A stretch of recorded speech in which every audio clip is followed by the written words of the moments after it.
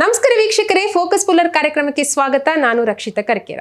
ಭಾರತೀಯರ ಸ್ವಾತಂತ್ರ್ಯ ಹೋರಾಟದ ಕಿಚ್ಚು ಹೆಚ್ಚಿಸಿದಂತಹ ಇಂದಿಗೂ ಪ್ರತಿಯೊಬ್ಬರ ರೋಮಗಳಲ್ಲೂ ದೇಶಭಕ್ತಿಯನ್ನು ಬಡಿದೆಬ್ಬಿಸುವ ಗೀತೆ ವಂದೇ ಮಾತರಂ. ಆದರೆ ಇದೇ ಗೀತೆ ಈಗ ಕರ್ನಾಟಕದ ರಾಜಕೀಯ ವಲಯದಲ್ಲಿ ಬಿಸಿ ಬಿಸಿ ಚರ್ಚೆಗೆ, ವಿಮರ್ಶೆಗೆ, ವಿಶ್ಲೇಷಣೆಗೆ ಕಾರಣ ಆಗಿದೆ. ವಿಷಯ ವಂದೇ ಮಾತರಂ ಗೀತೆಯನ್ನು ಹಾಡುವುದರ ಬಗ್ಗೆ ಅಲ್ಲ, ಬದಲಾಗಿ ಅದನ್ನು ಎಷ್ಟು ಹಾಡಬೇಕು ಮತ್ತು ಇತಿಹಾಸದಲ್ಲಿ ಇದೇ ವಿಚಾರದಲ್ಲಿ ಪಕ್ಷಗಳ ನಿಲುವುಗಳು ಹೇಗಿತ್ತು ಎಂಬುದರ ಬಗ್ಗೆ. ಹಾಗಿದ್ರೆ ಬನ್ನಿ, ಇವತ್ತಿನ ವಿಡಿಯೋದಲ್ಲಿ ಈ ವಿಚಾರದ ಬಗ್ಗೆ ಸಂಪೂರ್ಣವಾಗಿ ವಸ್ತುನಿಷ್ಠವಾಗಿ ವಿಶ್ಲೇಷಣೆ ಮಾಡ್ತಾ ಹೋಗೋಣ.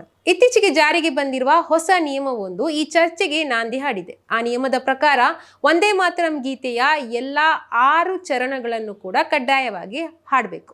ಆದ್ರೆ ಕರ್ನಾಟಕ ಕಾಂಗ್ರೆಸ್ ಪಕ್ಷ ಈ ನಿಯಮವನ್ನು ತೀವ್ರವಾಗಿ ವಿರೋಧಿಸ್ತಾ ಹೋಗುತ್ತೆ.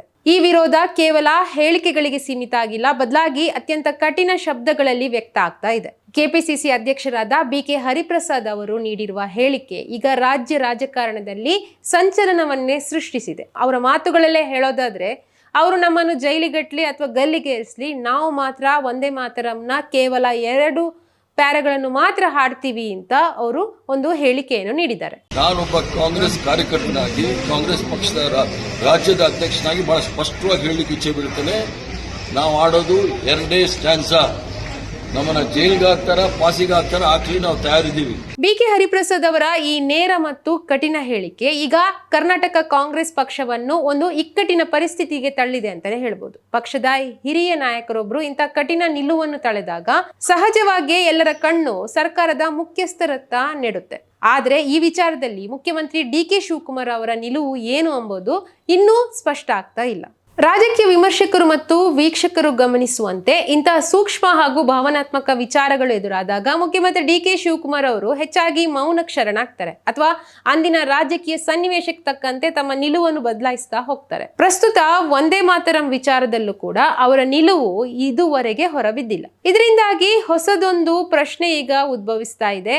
ಮುಂಬರುವ ದಿನಗಳಲ್ಲಿ ಕಾಂಗ್ರೆಸ್ ಪಕ್ಷದ ಅಧಿಕೃತ ಕಾರ್ಯಕ್ರಮಗಳಲ್ಲಿ ವಂದೇ ಮಾತರಂ ಗೀತೆಯನ್ನು ಹಾಡುವಾಗ ಪಕ್ಷ ಏನ್ ಮಾಡ್ಲಿಕ್ಕಿದೆ?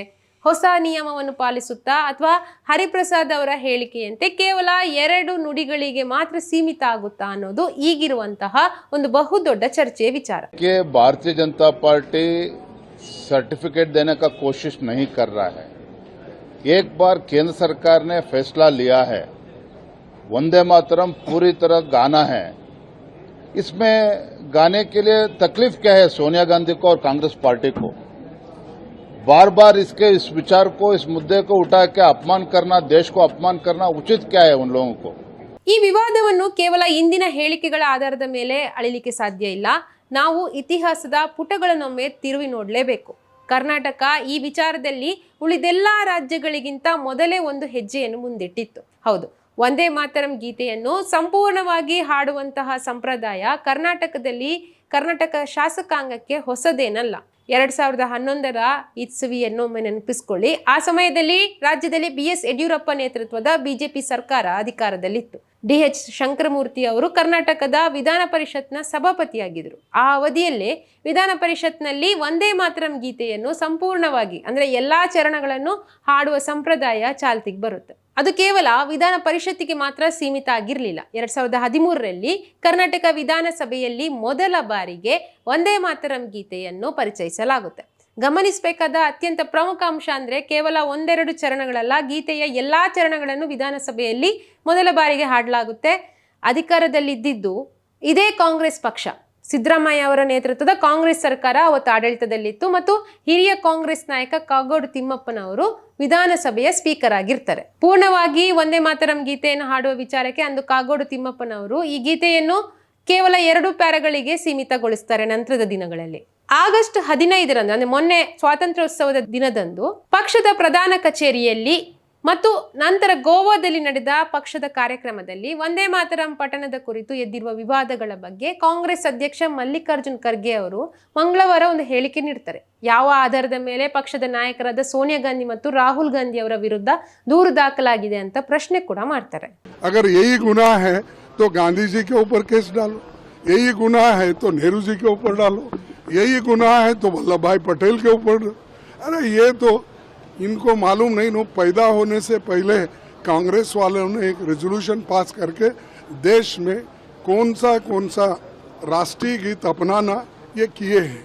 तुम जो बोलते वही राष्ट्रगीत, आप जो कहते वही होगा। कल के दिन दूसरी सरकार आएगी, वो अगर कहे वही होता है। 90 साल से जो चल रहा है वही हम की। ರಾಷ್ಟ್ರಗೀತೆಯನ್ನು ಅದರ ಹಿಂದಿನ ಆವೃತ್ತಿಯಲ್ಲೇ ಹಾಡೋದು ಅಪರಾಧ ಆಗಿದ್ರೆ, ಮಹಾತ್ಮ ಗಾಂಧಿ, ಮಾಜಿ ಪ್ರಧಾನಿಗಳಾದ ಜವಾಹರ್ಲಾಲ್ ನೆಹರು ಹಾಗೂ ಅಟಲ್ ಬಿಹಾರಿ ವಾಜಪೇಯಿ ಅವರ ವಿರುದ್ಧ ಕೂಡ ಪ್ರಕರಣ ದಾಖಲಾಗಿರ್ಬೇಕಲ್ವಾ ಅಂತ ಅವರು ಪ್ರಶ್ನೆ ಕೂಡ ಮಾಡಿದ್ದಾರೆ. ಆದರೆ ಇಲ್ಲೊಂದು ಸೂಕ್ಷ್ಮ ವಿಚಾರವನ್ನು ಖರ್ಗೆ ಹಾಗೂ ಕಾಂಗ್ರೆಸ್ ಗಮನಿಸಲೇಬೇಕು. ಆಗ ಆ ಕಾನೂನು ಜಾರಿಯಾಗಿಯೇ ಇರಲಿಲ್ಲ. ಈಗ ಈ ಕಾನೂನು ಜಾರಿಯಾದ ನಂತರ ಹಾಡದೇ ಇದ್ರೆ ಅದು ಕಾನೂನು ಉಲ್ಲಂಘನೆ ಆಗುತ್ತೆ ಅನ್ನೋದು ಪಕ್ಷ ಮತ್ತು ಪಕ್ಷದ ನಾಯಕರು ಅದನ್ನು ಗಮನಿಸಲೇಬೇಕು. ಕಾಂಗ್ರೆಸ್ ನಾಯಕರುಗಳು ಇದರಲ್ಲಿ ಸಣ್ಣತನ ತೋರಿಸೋ ಅವಶ್ಯಕತೆ ಇಲ್ಲ. ಯಾಕೆಂದ್ರೆ ಮಹಾತ್ಮ ಗಾಂಧಿಯವರ ಒಂದು ಅವರು ಭಾಗವಹಿಸಿದಂಥ ಕಾರ್ಯಕ್ರಮದಲ್ಲೇ ಮೊದಲನೇ ಬಾರಿಗೆ ಸಾರ್ವಜನಿಕವಾಗಿ ಒಂದೇ ಮಾತರಂನ ಕಾಂಗ್ರೆಸ್ ಪಕ್ಷದ ಸಭೆನಲ್ಲೇ ಅಳವಡಿಸ್ಕೊಳ್ತಕ್ಕಂಥದ್ದು ಏನಾಗಿದೆ, ಇವತ್ತು ಕಾಂಗ್ರೆಸ್ನ ನಾಯಕರುಗಳಿಗೆ ಹೇಳ್ತಕ್ಕಂಥದ್ದು, ಇದನ್ನ ನೀವು ಸಣ್ಣತನದಲ್ಲಿ ಹೋಗಿ ನಿಮಗೆ ಏನು ಈ ದೇಶದಲ್ಲಿ ಒಂದು ರೀತಿಯಲ್ಲಿ ನಿಮ್ಮಗಳ ಬಗ್ಗೆ ಒಂದು ಜನಗಳ ಅಭಿಪ್ರಾಯಗಳು ಮೂಡ್ತಾ ಇದೆ, ಅದನ್ನ ಇನ್ನೂ ದೊಡ್ಡ ಮಟ್ಟದಲ್ಲಿ ಮುಂದಿನ ನಿಮ್ಮ ಒಂದು ಭವಿಷ್ಯ ಹಾಳು ಮಾಡ್ಕೊಳ್ತಕ್ಕಂಥದ್ದು ಯಾಕೆ ಹೋಗ್ತೀರಿ? ಅವಶ್ಯಕತೆ ಏನಿದೆ? ಇಷ್ಟೆಲ್ಲ ವಿಚಾರಗಳು ಚರ್ಚೆಗೆ ಬರ್ತಿರುವಾಗ ಈ ವಂದೇ ಮಾತರಂನ ಇತಿಹಾಸವನ್ನೊಮ್ಮೆ ನಾವು ನೋಡಲೇಬೇಕು. ಈ ಕತೆ ಶುರುವಾಗೋದು 1896 ಡಿಸೆಂಬರ್ 28ರಂದು ಕೋಲ್ಕತ್ತಾದಲ್ಲಿ ನಡೆದ ಭಾರತೀಯ ರಾಷ್ಟ್ರೀಯ ಕಾಂಗ್ರೆಸ್ ಅಧಿವೇಶನದಲ್ಲಿ ಮೊದಲ ಬಾರಿಗೆ ವಂದೇ ಮಾತರಂ ಗೀತೆಯನ್ನು ಸಾರ್ವಜನಿಕವಾಗಿ ಹಾಡಲಾಗುತ್ತೆ. ರವೀಂದ್ರನಾಥ ಟ್ಯಾಗೂರ್ ಅವರು ಈ ಅಧಿವೇಶನದ ಉದ್ಘಾಟನಾ ಸಮಾರಂಭದಲ್ಲಿ ಸ್ವತಃ ಸಂಯೋಜಿಸಿದ ರಾಗದೊಂದಿಗೆ ಈ ಗೀತೆಯ ಆರಂಭಿಕ ಸಾಲುಗಳನ್ನು ಹಾಡ್ತಾರೆ. ಬೆಂಗಾಲ್ ಪ್ರಾವಿನ್ಷಿಯಲ್ ಕಾನ್ಫರೆನ್ಸ್ 1906 ಏಪ್ರಿಲ್ ತಿಂಗಳಿನಲ್ಲಿ ಬರಿಹಾಲ್ನಲ್ಲಿ ನಡೆಯುತ್ತೆ. ಈ ವೇಳೆ ಬ್ರಿಟಿಷ್ ಅಧಿಕಾರಿಗಳು ಸಾರ್ವಜನಿಕವಾಗಿ ವಂದೇ ಮಾತರಂ ಕೂಗೋದನ್ನು ನಿಷೇಧಿಸ್ತಾರೆ. ಅಷ್ಟೇ ಅಲ್ಲ, ಅಂತಿಮವಾಗಿ ಆ ಸಮ್ಮೇಳನವನ್ನೇ ರದ್ದು ಮಾಡ್ತಾರೆ. 1937 ವೇಳೆಗೆ ಈ ಗೀತೆಗೆ ಸಂಬಂಧಿಸಿದ ಸಾರ್ವಜನಿಕ ಮತ್ತು ರಾಜಕೀಯ ವಲಯಗಳಲ್ಲಿ ಕೆಲವು ಕಳವಳ ಆಗುತ್ತೆ. 1937 ಸೆಪ್ಟೆಂಬರ್ 28ರಂದು ಡಾಕ್ಟರ್ ರಾಜೇಂದ್ರ ಪ್ರಸಾದ್ ಅವರು ಸರ್ದಾರ್ ವಲ್ಲಭಾಯಿ ಪಟೇಲ್ ಅವರಿಗೆ ಒಂದು ಪತ್ರ ಬರೀತಾರೆ. ಕಾಂಗ್ರೆಸ್ ನಾಯಕತ್ವವು ಈ ಗೀತೆಯ ಕುರಿತು ಸ್ಪಷ್ಟ ನಿಲುವು ತಳಿಬೇಕು ಅಂತ ಅವರೊಂದು ಮನವಿ ಕೂಡ ಮಾಡ್ತಾರೆ. ಈ ವಿಷಯವನ್ನು ಪರಿಹರಿಸಲಿಕ್ಕೋಸ್ಕರ ಕಾಂಗ್ರೆಸ್ ಕಾರ್ಯಕಾರಿ ಸಮಿತಿಯು 1937 ಅಕ್ಟೋಬರ್ 26ರಿಂದ ನವೆಂಬರ್ 1ರವರೆಗೆ ಕೋಲ್ಕತ್ತಾದಲ್ಲಿ ಒಂದು ಸಭೆ ನಡೆಸುತ್ತೆ. ಅದರ ಬಗ್ಗೆ ಚರ್ಚೆ ಕೂಡ ನಡೆಯುತ್ತೆ. ಸುಭಾಷ್ ಚಂದ್ರ ಬೋಸ್ ಹಾಗೂ ಜವಾಹರ್ಲಾಲ್ ನೆಹರು ಅವರು ರವೀಂದ್ರನಾಥ್ ಟ್ಯಾಗೂರ್ ಅವರ ಸಲಹೆಯನ್ನು ಪಡಿತಾರೆ. ರಾಷ್ಟ್ರೀಯ ಕಾರ್ಯಕ್ರಮಗಳಲ್ಲಿ ಗೀತೆಯ ಮೊದಲ 2 ಚರಣಗಳನ್ನು ಮಾತ್ರ, ದೇಶದ ಪ್ರಕೃತಿ ಮತ್ತು ಸೌಂದರ್ಯವನ್ನು ವರ್ಣಿಸುವಂತಹ ಆ ಭಾಗ, ಅದನ್ನು ಮಾತ್ರ ಹಾಡಬೇಕು ಅಂತ ಟಾಗೂರು ಒಂದು ಸಲಹೆ ಕೂಡ ಕೊಡ್ತಾರೆ. Whether it's BJP Yuva Morcha, ABVP or whether it is RSS, we don't need certificates of being national or anti-national from them. These are the same people who have not done anything for the freedom struggle. Their political mentors didn't even hoist the flag for 52 years. The BJP is just interested in weaponizing these things. The national song, the national anthem, everything they want to weaponize. ಹಾಗಿದ್ರೆ ಮೊದಲ 2 ಚರಣಗಳನ್ನು ಮಾತ್ರ ಆಯ್ಕೆ ಮಾಡಿಕೊಳ್ಳಿಕ್ಕಿರುವಂತಹ ಕಾರಣ ಏನಿತ್ತು ಅಂತ ನೋಡೋದಾದ್ರೆ, ಟ್ಯಾಗೂರ್ ಅವರ ಸಲಹೆಯನ್ನು ಕಾಂಗ್ರೆಸ್ ಕಾರ್ಯಕಾರಿ ಸಮಿತಿ ಒಪ್ಪಿಕೊಳ್ಳುತ್ತೆ. ಮೊದಲ 2 ಚರಣಗಳು ಸ್ವಾತಂತ್ರ್ಯ ಚಳುವಳಿಯ ಮೂಲಕ ಅಪಾರ ರಾಷ್ಟ್ರೀಯ ಪ್ರಾಮುಖ್ಯತೆಯನ್ನು ಪಡೆದುಕೊಂಡಿತ್ತು. ಆದರೆ ನಂತರದ ಚರಣಗಳಲ್ಲಿ ಧಾರ್ಮಿಕ ವಿಚಾರಗಳಿತ್ತು. ಅವು ಎಲ್ಲರಿಗೂ ಸಮಾನವಾಗಿ ಸ್ವೀಕಾರ ಆಗುವಂತಹ ಸಂಗತಿ ಆಗಿರಲಿಲ್ಲ. 1947 ಆಗಸ್ಟ್ 14-15 ಮಧ್ಯರಾತ್ರಿ ಭಾರತಕ್ಕೆ ಸ್ವಾತಂತ್ರ್ಯ ಸಿಕ್ಕ ನಂತರ ಈ ಶುಭ ಗಳಿಗೆಯಲ್ಲಿ ಜವಾಹರ್ಲಾಲ್ ನೆಹರು ಅವರ ಪ್ರಸಿದ್ಧ ಭಾಷಣಕ್ಕೂ ಮೊದಲು ವಂದೇ ಮಾತರಂ ಗೀತೆಯನ್ನು ಹಾಡಲಾಗುತ್ತೆ.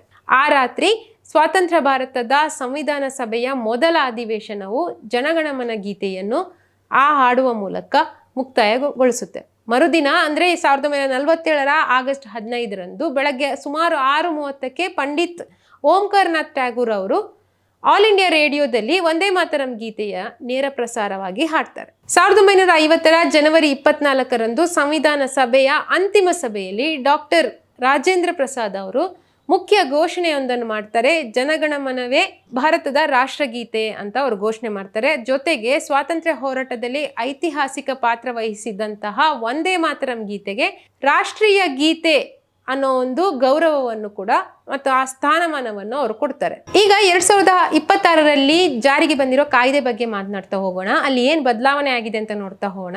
ರಾಷ್ಟ್ರೀಯ ಗೀತೆಗೆ ಶಾಸನಬದ್ಧ ರಕ್ಷಣೆ ನೀಡುವ ಉದ್ದೇಶದಿಂದ 1971ರ ಕಾಯ್ದೆಯ ಸೆಕ್ಷನ್ 3ರ ಅಡಿಯಲ್ಲಿ ವಂದೇ ಮಾತರಂ ಸೇರಿಸಲು ಈ ವಿಧೇಯಕವನ್ನು ಜಾರಿಗೆ ತರಲಾಗುತ್ತೆ. ಸಂಸತ್ನಲ್ಲಿ ಈ ಮಸೂದೆಗೆ ಅಂಗೀಕಾರ ಕೂಡ ಆಗುತ್ತೆ. ಇದು ಕಾಯ್ದೆಯಾಗಿ ಕಾನೂನಾಗಿ ಜಾರಿಗೆ ಬರುತ್ತೆ.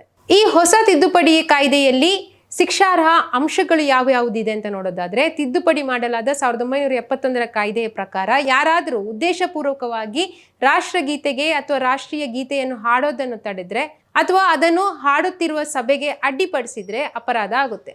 ಶಿಕ್ಷೆಯ ಪ್ರಮಾಣ ಈ ನಿಯಮವನ್ನು ಉಲ್ಲಂಘಿಸಿದವರಿಗೆ 3 ವರ್ಷಗಳವರೆಗೆ ಜೈಲು ಶಿಕ್ಷೆ, ದಂಡ ಹಾಗೂ ಎರಡನ್ನೂ ವಿಧಿಸಬಹುದು ಅಂತ ಹೇಳುತ್ತೆ. ಹಾಗಿದ್ರೆ ಎಲ್ಲರೂ ವಂದೇ ಮಾತರಂ ಹಾಡೋದು ಕಡ್ಡಾಯವನ ಅಂತ ನೋಡೋದಾದ್ರೆ ಇಲ್ಲ.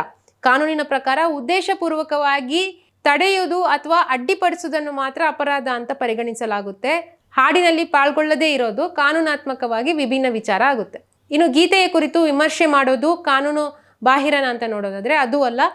ಈ ಕಾನೂನು ಗೀತೆಯ ಐತಿಹಾಸಿಕ, ಸಾಹಿತ್ಯಿಕ ಅಥವಾ ಸಾಂವಿಧಾನಿಕ ಚರ್ಚೆ, ವಿಮರ್ಶೆಯನ್ನು ನಿಷೇಧಿಸೋದಿಲ್ಲ. ಇದರ ಮುಖ್ಯ ಉದ್ದೇಶ ಹಾಡೋದನ್ನು ತಡೆಯೋದು ಮತ್ತು ಹಾಡುವ ಸಭೆಗೆ ಭಂಗ ತರೋದನ್ನು ತಡೆಗಟ್ಟೋದು ಮಾತ್ರ. 2026ರ ಜಾನ್ವರಿ 28ರಂದು ಕೇಂದ್ರ ಗೃಹ ಸಚಿವಾಲಯವು ಭಾರತದ ರಾಷ್ಟ್ರೀಯ ಗೀತೆಗೆ ಸಂಬಂಧಿಸಿದ ಆದೇಶಗಳು ಎಂಬ ಅಧಿಕೃತ ದಾಖಲೆಯನ್ನು ಬಿಡುಗಡೆ ಮಾಡುತ್ತೆ. ಇದರಲ್ಲಿ ಪ್ರತಿಯೊಬ್ಬ ನಾಗರಿಕರು ತಿಳಿದುಕೊಳ್ಬೇಕಾಗಿರುವಂತಹ ಪ್ರಮುಖ ನಿಯಮಗಳನ್ನು ನೋಡ್ತಾ ಹೋಗೋಣ. ಗೃಹ ಸಚಿವಾಲಯದ ಹೊಸ ಆದೇಶದಂತೆ ರಾಷ್ಟ್ರೀಯ ಗೀತೆಯು ಅಧಿಕೃತ ಆವೃತ್ತಿಯು ಎಲ್ಲ 6 ಚರಣಗಳನ್ನು ಒಳಗೊಂಡಿರುತ್ತೆ. ರಾಷ್ಟ್ರೀಯ ಗೀತೆ ವಂದೇ ಮಾತರಂ ಮತ್ತು ರಾಷ್ಟ್ರಗೀತೆ ಜನಗಣಮನ ಎರಡನ್ನೂ ಒಂದೇ ಕಾರ್ಯಕ್ರಮದಲ್ಲಿ ಹಾಡುವಾಗ ಮೊದಲು ರಾಷ್ಟ್ರೀಯ ಗೀತೆ ಅಂದ್ರೆ ವಂದೇ ಮಾತರಂ ಹಾಡಬೇಕು, ನಂತರ ರಾಷ್ಟ್ರಗೀತೆಯನ್ನು ನುಡಿಸಬೇಕು ಅನ್ನೋ ಒಂದು ನಿಯಮ ಇದೆ.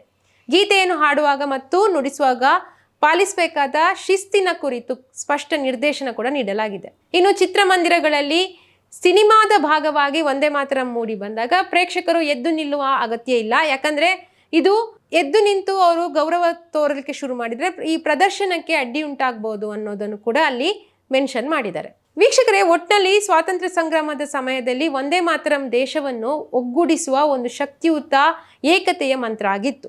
ದೇಶದ ಜನರಲ್ಲಿದ್ದ ದೇಶಭಕ್ತಿ, ಬ್ರಿಟಿಷರ ವಿರುದ್ಧ ಹೋರಾಟದ ಕಿಚ್ಚನ್ನು ಹೆಚ್ಚಿಸಲು ಈ ಗೀತೆ ಪ್ರಮುಖ ಪಾತ್ರ ವಹಿಸಿತ್ತು. ಆದರೆ ಯಾವಾಗ ಅದಕ್ಕೆ ಸಂಬಂಧಿಸಿದ ಕಾನೂನು ರೂಪುಗೊಳ್ಳುತ್ತೋ ಆಗ ಅದು ರಾಜಕೀಯ ಸ್ವರೂಪವನ್ನು ಪಡ್ಕೊಳ್ತಾ ಹೋಗುತ್ತೆ. ಒಂದು ಪ್ರಜಾಸತ್ತಾತ್ಮಕ ವ್ಯವಸ್ಥೆಯಲ್ಲಿ ಯಾವುದೇ ನಿಯಮವನ್ನು ವಿರೋಧಿಸುವ ಹಕ್ಕು ಎಲ್ಲರಿಗೂ ಇದೆ. ಆದರೆ ಆ ವಿರೋಧವು ತಾರ್ಕಿಕವಾಗಿರ್ಬೇಕಾದ್ರೆ ನಮ್ಮ ಹಿಂದಿನ ನಡವಳಿಕೆಗಳು ಮತ್ತು ಇಂದಿನ ನಿಲುವುಗಳ ನಡುವೆ ಹೊಂದಾಣಿಕೆ ಇರಬೇಕಾಗುತ್ತೆ. ಅಂದು ಒಪ್ಪಿದ್ದನ್ನು ಇಂದು ವಿರೋಧಿಸ್ತಿರೋದು ಕೇವಲ ರಾಜಕೀಯ ಕಾರಣಕ್ಕಾಗಿಯೋ ಅಥವಾ ಇದರ ಹಿಂದೆ ಬೇರೆ ಯಾವುದಾದ್ರೂ ಸೈದ್ಧಾಂತಿಕ ಬದಲಾವಣೆಗಳಿವೆಯೋ?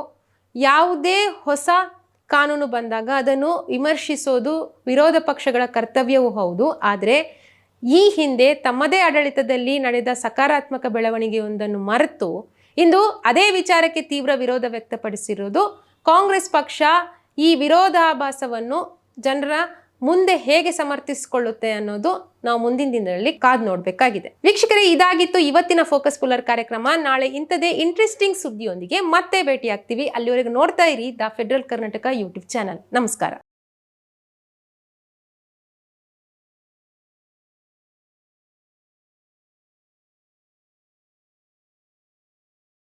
ಸುದ್ದಿ ಅಪ್ಡೇಟ್ಗೆ ಈಗಲೇ the federal Karnataka YouTube page ಅನ್ನು ಸಬ್ಸ್ಕ್ರೈಬ್ ಮಾಡಿ.